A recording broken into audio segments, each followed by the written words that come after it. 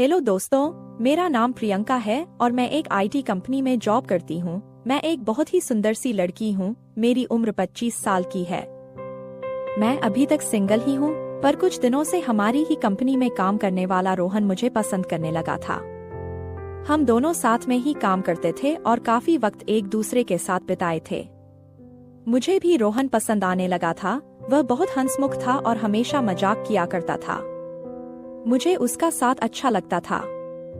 कभी कभी हम दोनों बाहर रेस्टोरेंट में भी खाने चले जाते थे।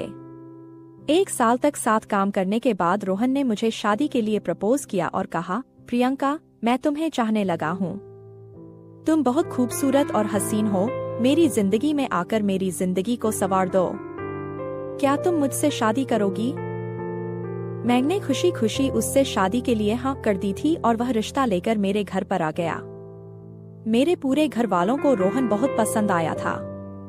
वो बिल्कुल वैसा ही लड़का था जैसा मेरे माता पिता को चाहिए था। रोहन के घर वालों को भी मैं पसंद आ गई थी। हम दोनों के परिवारों की रजामंदी से हमारी शादी तय हो चुकी थी। शादी का मुहूर्त 20 दिन बाद का निकला था। घर पर शादी की तैयारी जोरों शोरों से चल रही थी, पर मैं अभी भी ऑफिस जा रही थी। मैंने सोचा था कि शादी के 2 दिन पहले ही छुट्टी ले लूंगी, क्योंकि प्राइवेट कंपनी में छुट्टी मिल पाना थोड़ा मुश्किल होता है।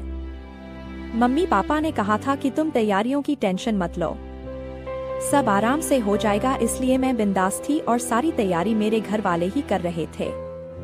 मेरे भैया तो बात बात पर मेरा मजाक उड़ा रहे थे, पर मैं अंदर ही अंदर खुश थी कि अब मेरी जिंदगी में एक नया मोड़ आएगा। मेरे अकेलेपन भरी जिंदगी में अब मुझे प्यार मिलने वाला था और जिस चीज की जरूरत हर इंसान को होती है वह चीज भी मिलने वाली थी।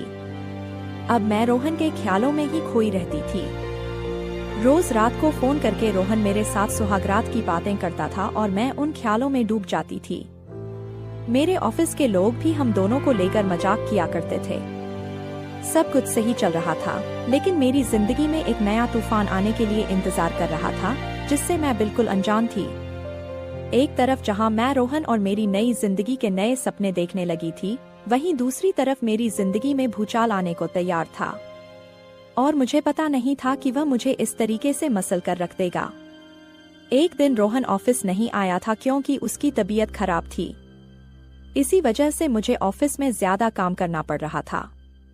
काम खत्म होते होते रात के 10 बज चुके थे। मुझे घर जाने के लिए काफी लेट हो गया था। मैंने तुरंत अपना पर्स लिया और बाहर निकल गई। फिर मैं सड़क पर ऑटो का इंतजार करने लगी, लेकिन तभी मौसम खराब होने लगा और बारिश शुरू हो गई। खड़े होने के लिए कोई जगह नहीं थी, इसलिए मैं बारिश में ही भीग रही थी। इतनी रात हो जाने के कारण मुझे कोई ऑटो भी नहीं मिल पा रही थी। मैं बहुत देर तक ऑटो का इंतजार करती रही। मैं अब खड़ी खड़ी परेशान होने लगी थी। मैं बुरी तरीके से भीग चुकी थी कि तभी मेरे सामने एक बड़ी सी कार आकर खड़ी हो गई। कार की खिड़की से एक नौजवान ने कहा, गाड़ी के अंदर आ जाओ, बारिश में खड़ी रहोगी तो बीमार पड़ जाओगी। मैंने उसे देखा तो मैंने उसे पहचान लिया। यह मेरे ऑफिस का नहीं था, बल्कि मेरे सामने वाले ऑफिस में काम करता है। कई बार लिफ्ट में आते जाते मैंने उसे देखा है। जब भी लिफ्ट में मैं उसके साथ अकेली होती हूँ तो वो मेरी तरफ चुपके से देखता रहता है। एक बार मैं ऑफिस के बाद ऑटो का इंतजार कर रही थी कि तभी यह नौजवान मेरे पास आ गया था। उसने उस दिन भी मुझे लिफ्ट ऑफर की थी, पर तभी उधर से रोहन अपनी बाइक लेकर आ गया था और मैं उसके साथ चली गई थी। वह काफी देर तक हम दोनों का पीछा करता रहा था, पर आज तो रोहन भी नहीं है और यह लड़का मुझे फिर से लिफ्ट ऑफर कर रहा है। मैंने सोचा किसी अजनबी से लिफ्ट लेना सही नहीं रहेगा। यह सोचकर मैंने उसे मना कर दिया और कहा, थैंक यू, पर मैं ऑटो का इंतजार कर लूंगी। इतने में वह नौजवान भागता हुआ बाहर निकल आया और कहने लगा कि रात के 11 बज चुके हैं। इतनी रात को तुम्हें कहीं ऑटो नहीं मिलेगा। मौसम बहुत खराब है और इतनी रात को किसी लड़की का ऐसे अकेले खड़े रहना भी सेफ नहीं है। तुम प्लीज मेरे साथ चलो। अब वो वही खड़े होकर मेरे जवाब का इंतजार करने लगा। मैंने थोड़ा सोचा समझा और फिर मुझे लगा कि इसकी मदद ले लेनी चाहिए। मैं उसकी गाड़ी में बैठ गई। उसने कहा, तुम तो बुरी तरीके से भीग चुकी हो, मेरा घर सामने ही है, चलो पहले अपने कपड़े बदल लो, फिर मैं तुम्हें घर ड्रॉप कर दूंगा। मैं ठंड से कांपने लगी थी। वो मुझे अपने घर लेकर चला आया और तुरंत ही उसने मुझे एक टॉवल पकड़ा दिया। उसके बाद वह मुझे अपने कमरे में लेकर आ गया और अपना एक शर्ट पैंट मुझे दिया और कहा, इसे पहन लो। वह कमरे से बाहर चला गया था। मैं अपने जिस्म को पोंछ रही थी कि तभी मुझे सामने पड़ा हेयर ड्रायर नजर आया। मैंने सोचा पहले अपने गीले बाल सुखा लेती हूँ, क्योंकि अगर मेरा सिर गीला रहता है तो मुझे सिर दर्द होने लगता है। मैंने धीरे धीरे अपने बाल सुखाना शुरू किया और बाल सुखाते सुखाते थोड़ा ज्यादा टाइम लग गया। फिर मैं अपने सारे गीले कपड़े उतारकर अपने शरीर को पोंछने लगी कि तभी वह लड़का कमरे के अंदर आ गया। उस वक्त मैंने कुछ भी नहीं पहना हुआ था। मैं सर से लेकर पांव तक नंगी थी और उसने मुझे इस हाल में देख लिया था। एक पल तो वह मुझे देखता ही रह गया, लेकिन अगले ही पल सॉरी करके दरवाजा बंद कर दिया। मेरी हालत तो बहुत खराब हो चुकी थी। एक नौजवान लड़के ने मुझे इस हाल में देख लिया था। मैंने तुरंत शर्ट पहन लिया, लेकिन उसका पैंट मुझे नहीं आ रहा था, तो मैंने टॉवल लपेट लिया। उसके बाद जब मैं बाहर निकली तो उसने कहा, मुझे माफ करना पर मैं तो दरवाजा खटखटा के आया था, तुमने जवाब क्यों नहीं दिया? तब मुझे ध्यान आया कि उसने दरवाजा तो खटखटाया था, पर मैं इतनी डिस्टर्ब थी कि कुछ कह ही नहीं पाई। मैंने कहा, जो भी हुआ वो मेरी ही गलती थी, मेरा ही ध्यान कहीं और था। मैंने कहा, तुम्हारी पैंट मुझे नहीं आ रही है। उसने कहा, फिक्र मत करो, तुम्हारे कपड़े मैंने वॉशिंग मशीन में डाल दिए हैं। इसमें पूरी तरीके से कपड़ा सूख जाता है। आधा घंटा लगेगा, उसके बाद अपने कपड़े पहनकर तुम आराम से घर जा सकती हो। उसने मेरे कपड़े सूखने को डाल दिए, फिर कहा, चलो कुछ खाना बनाता हूँ, तुम भी खा लेना। हम दोनों किचन में चले गए और वह ऑमलेट और चाय बनाने लगा। खाना तैयार करके हम दोनों खाने लगे थे, पर मैंने ध्यान दिया कि वह लड़का मेरी तरफ देखे जा रहा था। तभी मुझे ख्याल आया कि मैंने अपनी शर्ट की ऊपर वाली बटन खुली ही छोड़ दी है और वह मेरे जिस्म को देख रहा है। जैसे ही मुझे इस बात का एहसास हुआ, वह मेरे बिल्कुल करीब आ गया। वो मेरी शर्ट के बटन को लगाने लगा था। तभी मेरी सांसें बहुत तेज हो गई और उसकी सांसें भी बहुत तेज चलने लगी थी। यह लड़का कितना हैंडसम है। मैं उसकी शक्ल ही देखती जा रही थी। उसने कहा, मैं तुम्हें एक पजामा दे देता हूँ, तुम इसे पहन लो। इतना कहकर वो मेरे लिए एक पजामा लेकर आ गया। मैं पजामा चेंज करने के लिए कमरे में आ गई थी, पर मैं फिर से ना जाने किन ख्यालों में थी कि मैं दरवाजा बंद करना ही भूल गई और वहीं पर चेंज करने लगी। मैंने टॉवल हटा दी और मैंने नीचे कुछ भी नहीं पहना था। वह वहीं पर खड़ा होकर मुझे देख रहा था। मेरे पजामा पहनने से पहले ही वह मेरे पास आ गया और मुझे अपनी बाहों में भरकर मेरे होठों को चूमने लगा। मैं बहकने लगी। उसने मुझे बिस्तर पर लिटा दिया। हम दोनों की ही सांसें तेज चलने लगी थी। वह मुझे बेतहाशा चूमने लगा था और मैं उसके प्यार में ढलती जा रही थी। न जाने कैसा खुमार छाया कि मुझे किसी भी चीज का होश नहीं रहा। वो मुझे चूमते हुए मेरे शर्ट के बटन खोलने लगा। किसी लड़के ने मुझे पहली बार किस किया था। रोहन ने भी मुझे आज तक किस नहीं किया था, बस मेरा हाथ पकड़ा था। रोहन का ख्याल आते ही मुझे याद आ गया कि मेरी शादी होने वाली है। पर अब मैं इस रोमांचक सफर के उस मोड़ पर पहुंच चुकी थी कि चाहकर भी अपने आप को रोक ना पाई। उसने धीरे धीरे मेरे शर्ट की सारी बटनें खोल दी। मैं उसकी प्यार की गहराई में डूब गई। आधे घंटे तक हम सुध बुध खोकर मोहब्बत करते रहे, लेकिन तभी अचानक मुझे लगा कि यह मैं क्या कर रही हूँ। यह सोचते ही मेरी आंखों से आंसू निकल आए। मैंने कहा, यह क्या कर रहे हो? मैं तो तुम्हें जानती तक नहीं हूँ। उसने कहा, मैं आकाश हूँ, आकाश सिंघानिया। यह नाम सुनते ही मैं चौंक उठी, क्योंकि मेरे बगल वाले ऑफिस का सीईओ आकाश सिंघानिया है। यानी कि यह एक काफी रईस लड़का है और ये कहीं मुझे जानता तो नहीं, क्योंकि हर वक्त यह मुझे अपनी बिल्डिंग के आसपास मिल जाता है और मेरे साथ रोज लिफ्ट में एक साथ ही चढ़ता उतरता है। लेकिन मैंने कभी उस पर ध्यान नहीं दिया था। मैंने कहा, रुक जाओ, इससे ज्यादा कुछ नहीं करो।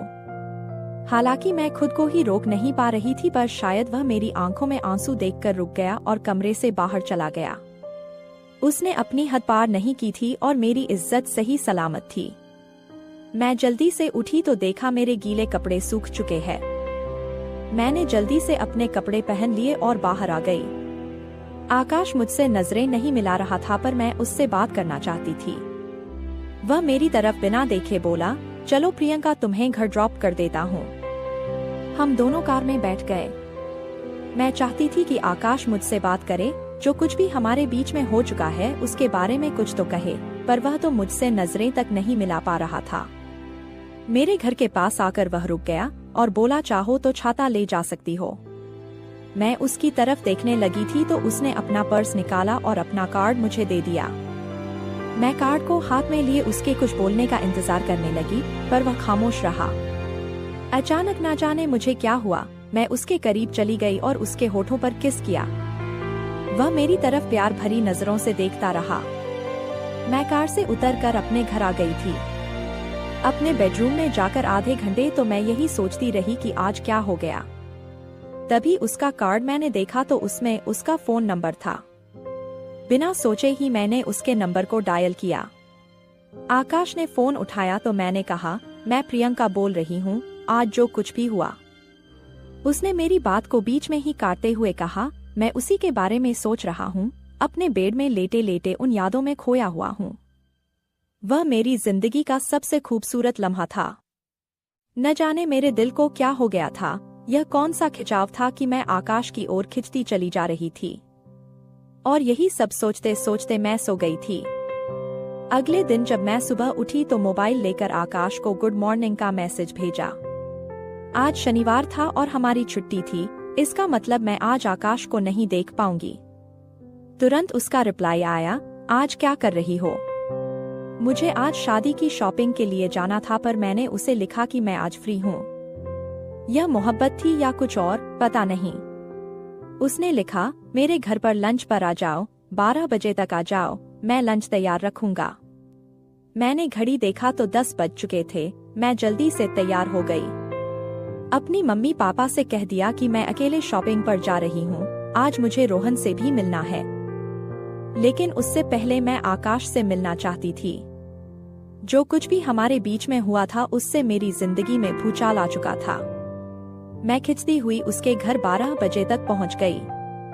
मुझे देखकर वो मुस्कुराया और घर के अंदर बुला लिया और बोला, खाना तैयार है, पहले खा लेते हैं फिर बातें करेंगे। खाना खाने के बाद मैंने कहा, देखो आकाश, कल जो कुछ भी हुआ वो न जाने कैसे हो गया। मेरी शादी तय हो चुकी है और 19 दिन के बाद मेरी शादी है। मेरी बात सुनकर उसके चेहरे पर गुस्सा साफ नजर आने लगा था, जैसे कि वह मुझे खोना नहीं चाहता। क्या वह मुझसे प्यार करता है? यह कहकर मैं वहां से जाने लगी थी कि अचानक उसने मेरा हाथ पकड़ लिया और कहा, अगर तुम्हारा इरादा बदल जाए तो मैं तुम्हारा यही इंतजार करूंगा। उसकी आंखों में मुझे अपने लिए मोहब्बत नजर आ रही थी। उसके एक स्पर्श से मेरे पूरे बदन में हलचल शुरू हो गई थी। मैं यूं कमजोर क्यों पड़ती जा रही हूँ? मैं तुरंत उसके करीब आ गई और उसे एक हग किया। वह पल मुझे बिल्कुल पागल कर रहा था। बहुत मुश्किल से उससे अलग होकर मैं बाहर निकल आई थी और रोहन के साथ फिर शॉपिंग में बिजी हो गई। रात को मैं जब घर आई तो रोहन का फोन आया, पर ना जाने क्यों अब उससे बात करने का मन बिल्कुल नहीं कर रहा था। वह रोमांस जो हमारे बीच में फोन पर होता था उसमें मुझे मन नहीं लग रहा था। मैंने कहा, रोहन मैं बहुत थकी हुई हूँ, कल बात करते हैं, और इतना कहकर मैंने फोन रख दिया। और फिर ना चाहते हुए भी मैंने आकाश को कॉल किया। आकाश ने फोन उठाते ही पूछा, आज क्या किया सारा दिन?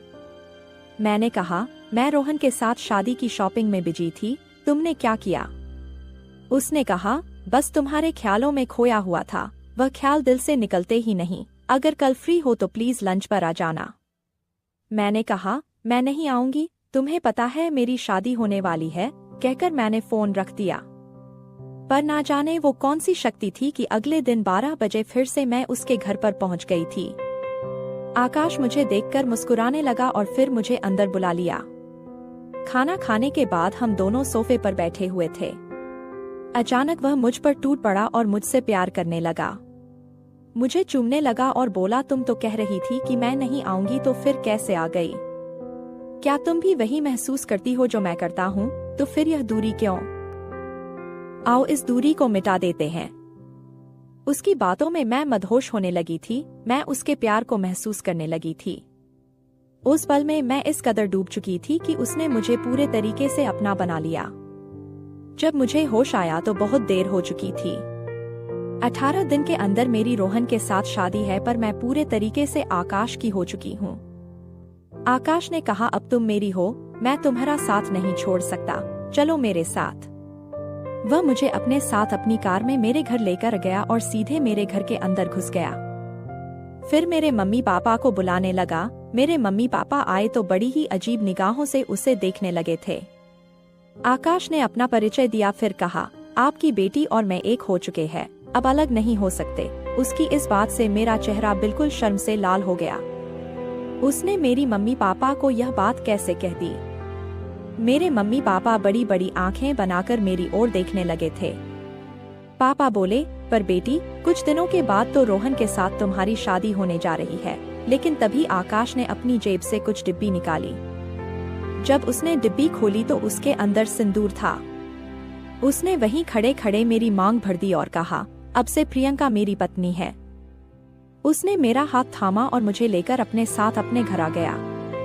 फिर क्या बताऊं, उस भूचाल के साथ मैं बह गई। रोहन का दिल टूट चुका था, क्योंकि हमारी शादी टूट गई थी। मेरे मम्मी पापा को तो मानो विश्वास ही नहीं हो रहा था कि यह हुआ क्या, और ना ही मैं कुछ समझ पाई थी कि किस कदर मैं एक अनजान लड़के के इतने करीब आ गई थी कि अपनी खुद की शादी तोड़कर उसके साथ घर बसा लिया था।